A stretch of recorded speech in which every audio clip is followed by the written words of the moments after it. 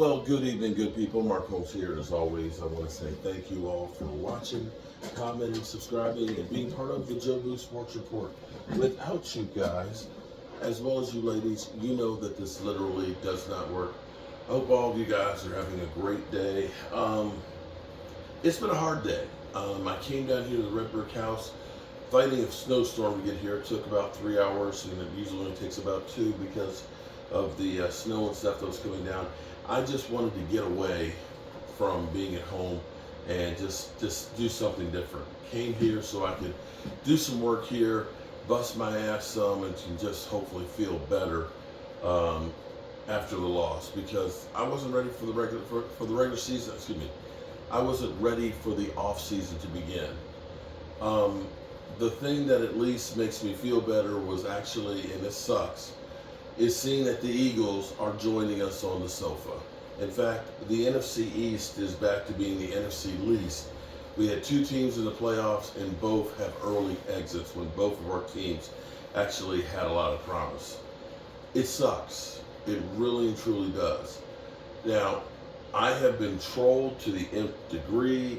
There's, memes out there of me literally saying, fuck, and falling out. My wife laughed at me.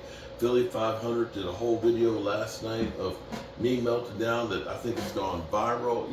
It's all good. That's what happens. If you talk the talk, you got to walk the walk.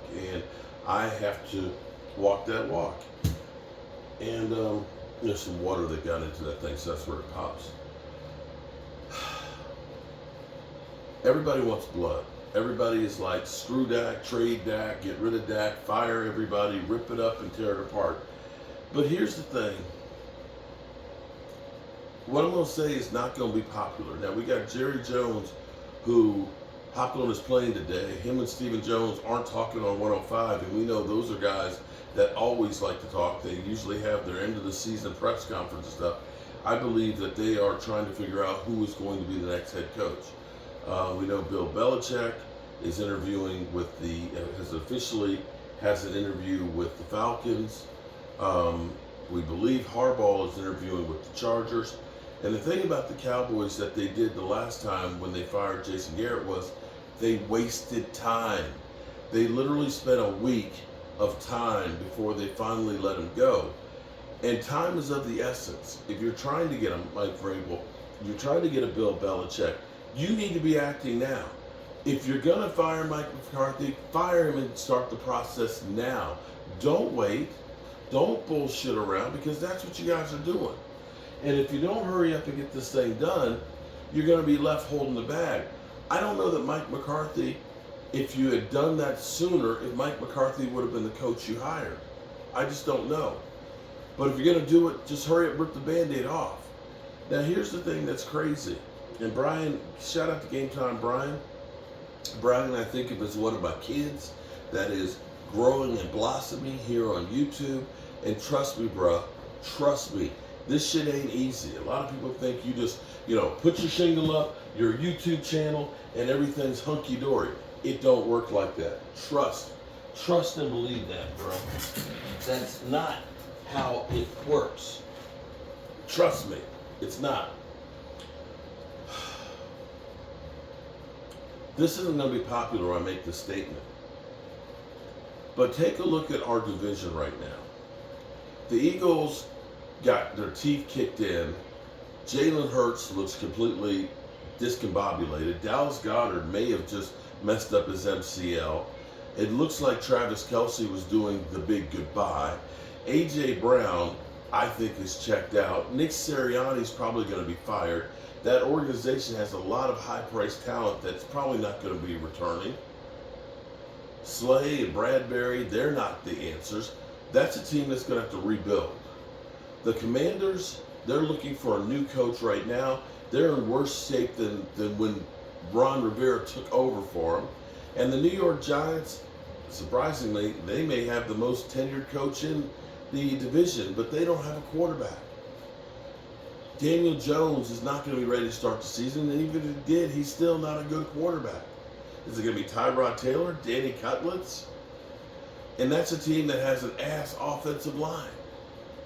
So we don't think that any of these teams are going to be that good. I mean, you may be looking at 3 new coaches in the division. So, at the moment, as bad as it is and as bad as you feel, it might not be a hard road to hoe in the division next year. And I don't know that saying, take a $60 million cap hit to lose Dak, to go ahead and say screw CeeDee Lamb. Maybe you look at trading CD or Micah Parsons or something like that to get more draft capital. But the real problem with this team is, as I was going through since 2016 the list of free agents, bro, there's not a blue chipper in there. The best free agents that we signed since 2016 may be Randall Cobb, Jayron Kearse. You've had some guys that have played well and you've gotten the most out of them, but you have to start investing, because to me the problem with the Cowboys is we don't have enough. We're short in linebackers, so we say we'll take our safeties and make them linebackers. They play well in certain situations, but when you now start about teams that are able to run the football, that ain't the guys. You decided Zeke Elliott's not the guy and think that Tony Pollard is. Sorry, he's not a bruising between the tackle guys. You had opportunities to get somebody like, say, Derrick Henry. Instead, you say, let's get Trey Lance. And these are the problems that we have. You need guys. You see Tampa Bay? Baker Mayfield, we got people saying Baker Mayfield's better than Dak Prescott. You know what helped Baker Mayfield more than anything else? 1, he had time in the pocket, and 2, they were able to run the football. Those things matter. No ifs, ands, or buts about it. They matter. And until the Dallas Cowboys, and specifically Jerry and Stephen Jones, understand that you can't just go cheap in free agency. Now, don't get me wrong. The Cowboys draft better than almost anybody. But teams understand you can't just rely on the draft to think that you can build your roster. And this philosophy of we believe in our own guys only works so far, because when you don't have players in a position like linebacker and running back, thinking that I can just throw an undrafted rookie free agent in there and plug the breach, or a guy who is just a safety that you're trying to make a linebacker, is not going to be good enough. And that's where this team is let down. You must give your quarterback, you must give your coaches every tool available to be the best team you can be.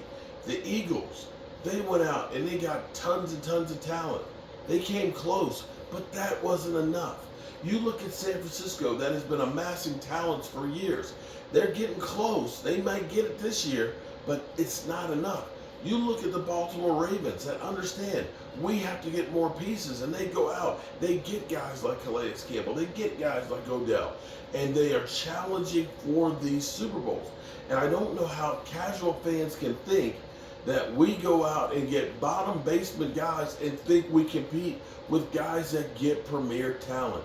It don't work, bro. It don't. And that's it in a nutshell. All right, good people. Season's over for all of us. And not a damn thing we can do about it. We got a lot of work to do. And I'm ready to get to work. No, I'm not.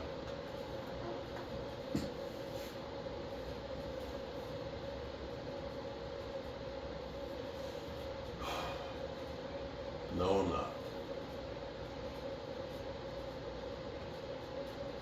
All right, good people. Remember to tell the people you love them. Because you might not get the chance again, man. And I love you guys. Keep the faith, Cowboy fans. Keep the faith.